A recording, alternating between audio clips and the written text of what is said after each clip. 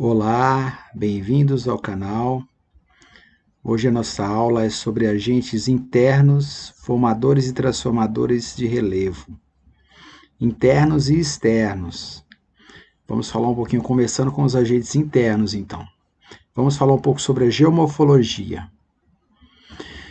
É a ciência que estuda as formas do relevo e as diferentes formas endógenas, internas e exógenas, externas, que de modo geral entram como fatores construtores e destruidores do modelado terrestre. Enfim, então nós temos, por exemplo, os vulcões, que ao mesmo tempo que eles são grandes destruidores, ao mesmo tempo que eles fazem desaparecer grandes florestas, que eles queimam tudo que eles encontram pela frente, eles também constroem ilhas em espaço curto, de poucos dias. Por exemplo, o Japão, são ilhas vulcânicas, um arquipélago que foi formado em poucos dias. Ao longo do tempo geológico, nós temos aí uma variedade imensa de, vamos dizer assim, resultados dessas produções, que inicialmente seriam catastróficas, e nós percebemos que elas são também bastante benéficas para a constituição e construção do nosso planeta.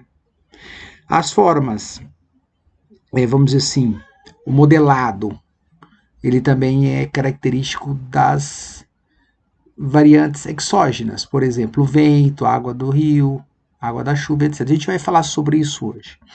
As definições dessa questão aí de geomorfologia, vamos dizer assim, por exemplo, Siegfried Passarge. Geomorfologia é uma ciência que estuda a transformação do relevo, elaborada pelas forças geológicas. Francis Whelan. Geomorfologia é uma ciência natural, cujo objetivo é o estudo das formas do relevo, a fim de determinar-lhes a origem e evolução.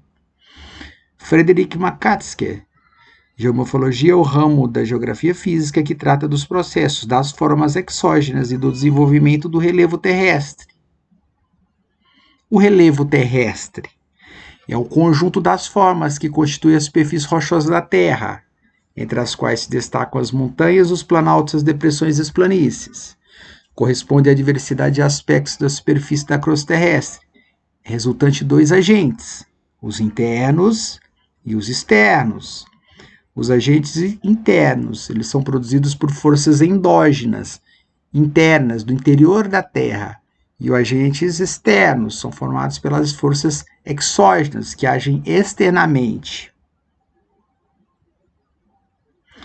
Os agentes internos são chamados de agentes estruturais: tectonismo, vulcanismo, abalos sísmicos, terremotos e maremotos. Os agentes da dinâmica externa são chamados de agentes do modelado: o intemperismo, a destruição física pelo tempo, pela força das águas, os ventos, as geleiras, as enxurradas, os rios, as marés, etc. Deriva continental. De acordo com a teoria da deriva dos continentes, formulada em 1915 pelo geofísico alemão Alfred Wegener, os atuais continentes estiveram primitivamente reunidos num único bloco continental, denominado Pangeia, do grego pan, toda, e geia, terra. Além da semelhança entre as estruturas do relevo em vários locais da Terra, Wegener procurou uma série de evidências, como a ocorrência de fósseis de animais ou de vegetais de mesma espécie em continentes vizinhos. As explicações de Wegener não abordavam um ponto primordial para a comunidade científica da época: como os continentes se moviam. Ele acreditava que as massas continentais moviam-se sobre o assoalho oceânico, tal como as icebergs se movem em meio às camadas de gelo. Outro problema eram falhas erradas nas previsões. Exemplo disso é que ele sugeriu que a América do Norte e a Europa afastavam-se a uma velocidade de 250 centímetros por ano, cerca de 100 vezes mais rápido do que isso realmente ocorre, uma média de 2 a 3 centímetros por ano. Há 250 milhões de anos atrás, a Terra ela tinha mais ou menos esse contorno, é o que nós chamamos de Pangeia.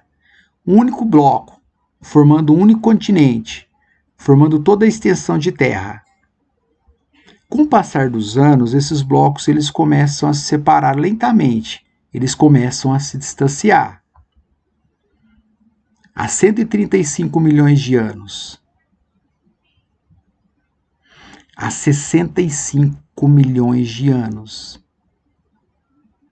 E atualmente, a ideia da deriva continental, ela fica nessas imagens aí de fácil compreensão. E esse movimento, ele ainda está acontecendo, segundo os cientistas. A teoria que explica, a teoria da tectônica de placas. Com o desenvolvimento de técnicas de sondagem acústicas, década de 50, o ser humano pôde conhecer melhor o fundo dos oceanos e realizar o primeiro mapeamento dessa região pouco conhecida. Foi descoberta a existência de uma longa cordilheira de montanhas submarinas, que se estende do norte ao sul do Atlântico, denominada Dorsal Mesoatlântica. Descobriu-se que as rochas que formavam o assoalho oceânico próximo às cadeias montanhosas eram mais jovens que aquelas que se encontravam no assoalho oceânico mais distantes, o que confirmava os últimos estudos de Wegener. A dorsal mesoceânica. Dá para acreditar que no fundo do Oceano Atlântico existe a maior cordilheira do mundo com os vulcões mais ativos do nosso planeta, e esses vulcões não se apagam porque a força interna da Terra é muito grande?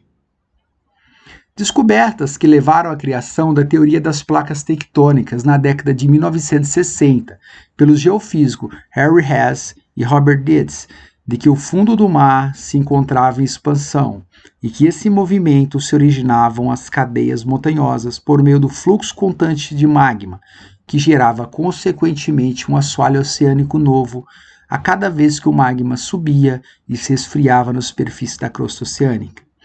A Terra seria um grande conjunto de gigantescas placas seccionadas da litosfera, que ao se deslocarem sobre o magma, exerciam enormes pressões umas sobre as outras. Nas regiões de contato entre duas ou mais placas situam-se as áreas de grande ocorrência de terremotos, maremotos e vulcões. Os limites das placas tectônicas são classificados em 3 tipos. Vamos a ele? O primeiro tipo, limite convergente. Elas se convergem. As placas tectônicas convergem, ou seja, se chocam, provocando a deformação de cadeias montanhosas ou dobramentos modernos. As zonas de subducção acontecem com o mergulho da placa mais pesada na direção do manto, podendo formar as fossas submarinas. Em linhas gerais, quando as placas elas se chocam, praticamente uma se sobrepõe sobre a outra, formando grandes cadeias montanhosas, chamadas de cordilheiras. Esse choque é tão grande, gera tanto calor que formam-se grandes vulcões nessas áreas. Uma dessas placas vai ser literalmente engolida para o fundo, para as entranhas da Terra, sendo novamente derretida e formando novamente, alimentando magma. Limite divergente. As placas tectônicas divergem, ou seja, elas se distanciam, como visto entre os continentes sul-americano e africano. Esse movimento é construtivo, visto que no momento de separação origina-se um novo assoalho. Limite conservativo. As placas tectônicas se deslocam paralelamente em sentidos opostos, não se destroem, dão origem a falhas geológicas. Exemplo, a falha de St. Andrews, na Califórnia. Nesse mapa, nós observamos as setas. Quando as setas estão se distanciando, se dirigindo uma longe da outra, se afastando uma da outra, elas são chamadas de divergentes. É onde formam novos assoalhos oceânicos. A expansão do assoalho oceânico marinho acontece por esse motivo. Assim, por exemplo, nós entendemos a formação do Oceano Atlântico. A partir do momento que a placa africana e a sul-americana começaram a se afastar, um assoalho oceânico começou a surgir. E começou a surgir um grande oceano ali. Agora, quando as placas se chocam, por exemplo, se você olhar a placa sul-americana, ele está chocando com a placa de Nazca. Neste lugar aí vai aparecer uma enorme cordilheira, uma grande cordilheira chamada Cordilheira dos Andes, que vai do norte da América do Sul ao sul. E quando as placas, elas apenas, vamos dizer assim, vamos dizer que elas começam a deslizar uma contra a outra, nós chamamos de limites conservativos. Não vai ter grandes alterações, mas existem grandes terremotos ali naquela região. Um exemplo da falha de San Andreas, na Califórnia, nos Estados Unidos. As placas tectônicas. Por esse mapa, nós observamos alguns pontinhos. Esses pontinhos são os lugares onde há tremores de terras, vulcanismo, etc. As placas tectônicas. Esse é o mapa das placas tectônicas. Observe as setinhas novamente. Esse é o direcionamento de cada uma das placas tectônicas. As consequências nós já conhecemos. Outro mapa com o nome das principais placas tectônicas. Tectonismo é o lento e prolongado movimento das placas tectônicas, impulsionadas pelas correntes magmáticas do interior da Terra. Ele age de duas maneiras. Epirogênese é o lento soerguimento e o afundamento de grandes extensões da superfície, dando origem aos continentes. As epirogêneses, por exemplo, elas explicam para a gente o avanço do mar em direção ao continente ou seu afastamento. Orogênese é a formação de montanhas. É um lento movimento provocado por forças laterais impulsionadas pela deriva das placas tectônicas que agem sobre rochas sedimentares, as mais maleáveis para formar as montanhas ou dobramentos. Os tipos de falhas. A geologia ela estuda até as formas do relevo. Os tipos de falhas. Então, para vocês terem uma noção, quais são os tipos de falhas que já foram identificadas? Os dobramentos, os tipos de dobramentos.